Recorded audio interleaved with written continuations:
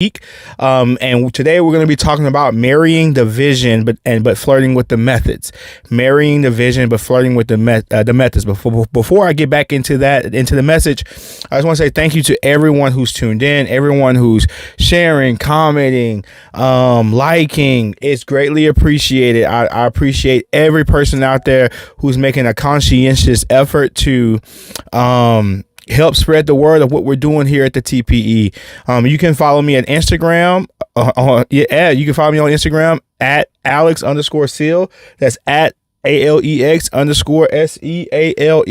And be sure to search us on YouTube. Just search Alex Seal and I should populate there.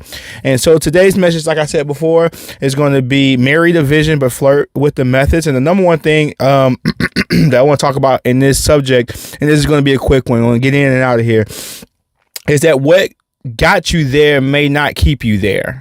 Okay. What got you there may not keep you there. There's several examples of companies that created great products, great innovations that got them the notoriety that they have. But the fact that they did not evolve, or they did not grow, or they did not want to advance may have slowed down their growth. And to some capacity, they may not be in existence anymore. One prominent example that sticks out of my mind is Kodak.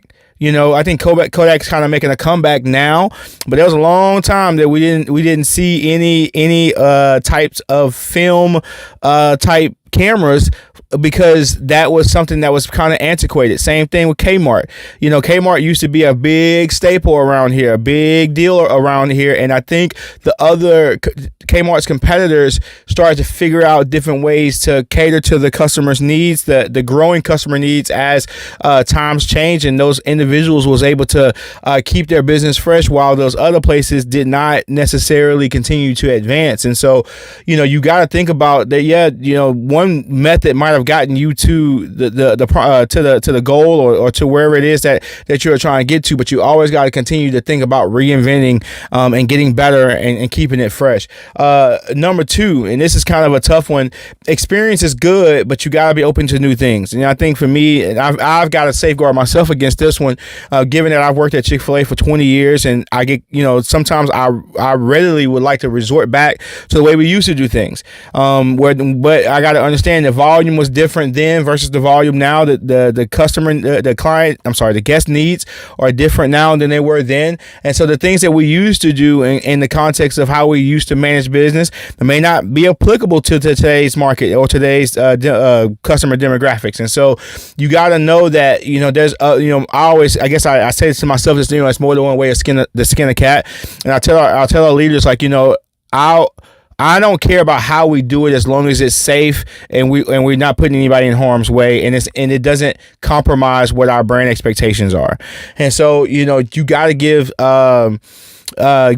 new initiatives and new ideas a chance, and if you're going to continue to be competitive and you're going to continue to scale up. And this last one kind of speaks into this one, the last point a little bit, and it's number three, is that it's to bring people along with you, new people along with you.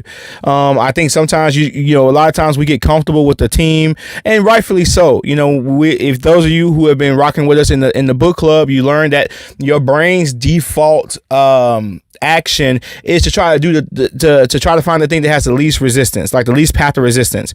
And so when you are dealing with people, there's people that you're comfortable with, it's easy just to deal with them because you guys already know each other, you already have a basis of a relationship, there's a rapport there, you kind of can look at them, they know what you're thinking, there's not a whole lot of work there. But that in itself could be a bottleneck for the organization because you're stifling growth opportunities for other people.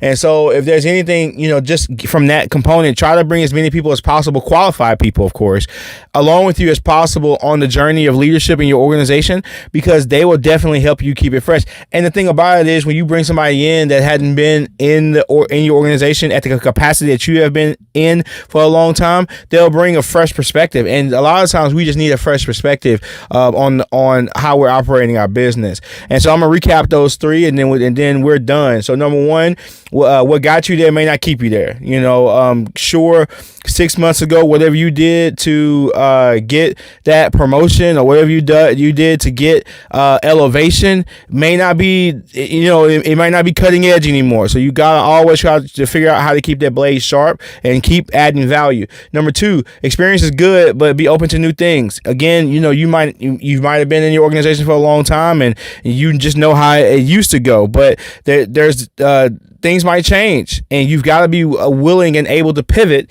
and to be able to stay competitive and stay afloat. And the last thing, bring new people along with you, man. If you're a leader, you have to constantly be getting new people in to get fresh blood into the system and get new people and new ideas and new, comment new, so you can just reiterate the fact that we need to expose ourselves to new ideas. And so that's all I got, guys. Again, don't forget to follow us on Instagram at Alex_Seal. Search us on YouTube, Alex Seal. Starting a new book this week, You by Dr. Eric Thomas.